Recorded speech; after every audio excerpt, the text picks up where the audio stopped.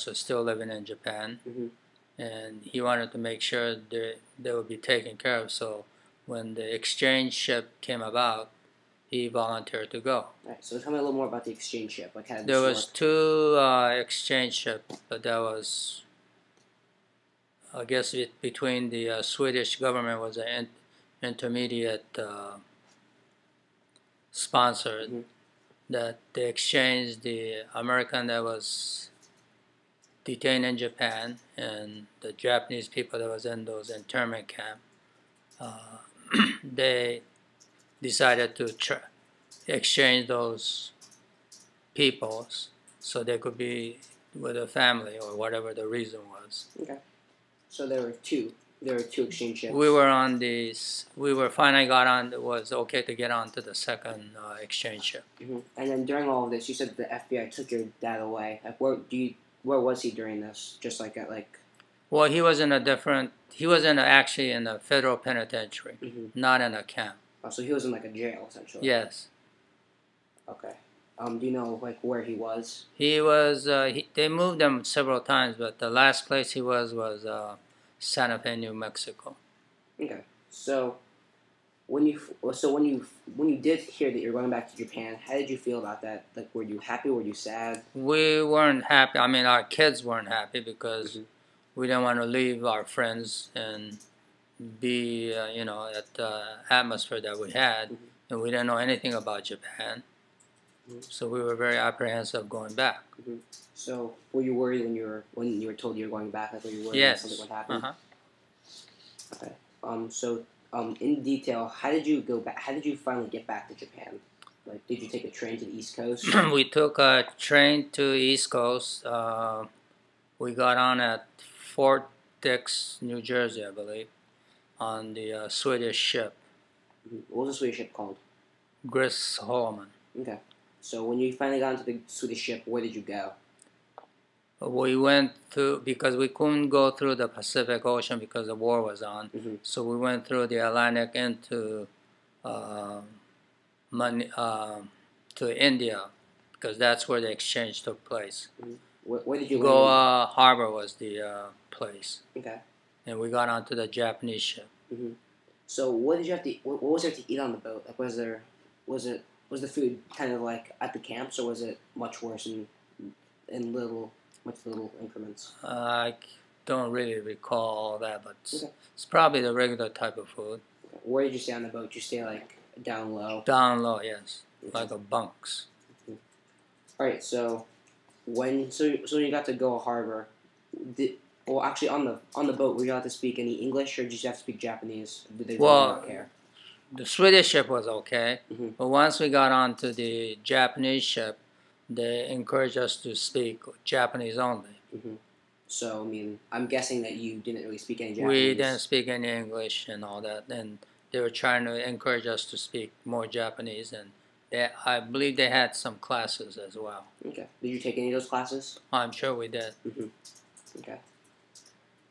So, what was it like during the war when you finally did, or actually, where did you land from when you went from Goa Harbor? We landed in Yokohama.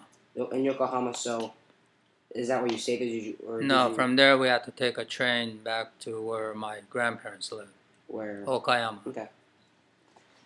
So when you were in Japan during the war, what was it like to be essentially in enemy territory, considering that you were an American? It was very rough. We had a lot of food shortages, and constantly they start bombing us. And one night, because we weren't living in the city, we were kind of in the suburb, but one night the B-59 flew over and dropped a lot of those incendiary bombs. And we were looking up at the sky, and it was like a firecracker coming down. And then, God behold, my dad caught fire because it landed right behind his back, and we had to take him down and take his take out the fire. And then all our neighborhoods house was burning, and our house roof was burning, but we got up on the ladder and started taking the fires off. And after that, ours was the only house that was standing. So I mean, like, also like speaking of the other neighbors, were they like mean to you because you were like American, or were they kind of? Like, no, they missed the main target. It was a stray one that came. Yeah, no, I'm not. I mean, I'm talking about neighbors itself, like neighbors, because like how you said that everything got bombed, and also like your neighbors, like were your neighbors kind of angry that you were there because you were like American? So in their eyes, they weren't angry because they know we were Japanese, that we were living there. Okay. There was nothing like that. No. All right. So when you got bombed, like how did you help to, I guess, rebuild the? Yeah, and my girlfriend that was living up the street was killed because of the bomb. And we saw it, and it was very sad, yeah. Sorry. And the next day we went into the city, and the whole place was just leveled out, flat, leveled out. What were they? Do you know what they were trying to bomb, like in the first place? Like you were just talking about how like it was like a stray target. What? Well, I told you it was like incendiary bombs. Yeah, no, but you said that it comes like in a bundle of. Yeah, no, I mean, like, I know that, but, I mean, you just said it was a stray target. What were they trying to hit in the first place? The industrial places. Oh, just, okay. Well, I mean, so, and then, when you were in Okayama, did you go to school, or was there? Yes, we went to school every day. Mm-hmm. Did you guys speak Japanese? Were there any, like, English lessons? Of course, Japanese. So, how, like, you just said first we struggle, but as you keep mingling around with the people, then you start speaking Japanese little by little. Did you meet any people who became your friends when you finally? Oh yeah, I have good friends there. That's over 50 years now. Okay. It's my best friends. Mm-hmm. And then, so, what did your dad and your mom do when you returned to Japan? Did they start supporting Japan during the war, or were they my dad was, I think he got into a stockbrokering and selling insurance and stuff. Mm-hmm. And my mom was still a housewife. Okay. Like, because they had been interned, were they like mad at the American government, so did they start rooting for the Japanese, or were they still loyal to them? Are they still loyal to America and still kind of unsure what to do? No, there was nothing like that. They were just trying to adjust to the new life. Okay, so they didn't really care who won or not. Who? Your parents, they just wanted the war to be over. Oh no, my father was bitter. Yes. Okay. Yeah. He never wanted to come back here, even if I invited him later on.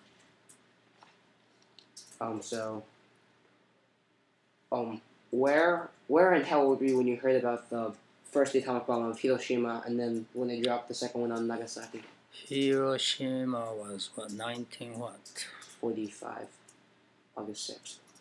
I was probably around 9 or 10. Mm-hmm. We saw the flash in the sky at that time. How far is Okayama from? 200-300 miles. Wow. And then when they bombed Nagasaki, they said something dropped. Nobody knew what it was. Oh, so nobody knew it was like when they. Nobody knew it was an atomic bomb. No. And then what happened? They said the whole city got wiped out.